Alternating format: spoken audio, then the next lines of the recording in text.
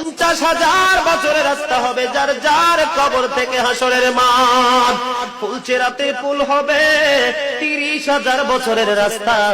আমার উম্মত গুলো কিভাবে রে পায়ে হেঁটে তারা অতিক্রম করবে?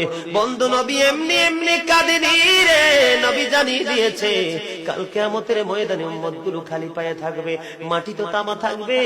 ও বন্ধু, তাদের শরীরে কোনো পোশাক থাকবে না, উলঙ্গ অবস্থায় থাকবে। এমন মা আয়েশা প্রশ্ন করলো, গো প্রাণের নবী, জানতে মনে চায় নবী গো, এই যে আপনার উম্মত গুলো উলঙ্গ অবস্থায় খালি পায়ে সবাই থাকবে গো নবী, তারা কি নারী পুরুষ একসাথে? কয় হ্যাঁ, নারী পুরুষ একসাথে। তারা কি কেউ কারো দিকে নজর দিবে না? এবার আমার নবী বলেছে, আয়েশা রে, কেমন করে নজর দেবে রে আয়েশা? বন্যার পানি যেমনি প্রবল বেগে বৃদ্ধি পেয়ে পৃথিবীর মানুষগুলোকে গ্রাস করে ফেলে, কাল কিয়ামতের দিন এই জাহান্নামের আগুন মানুষের দিকে বন্যার মতো প্রবল বেগে ছুটে এসে মানুষকে ঘিরে ফেলবে।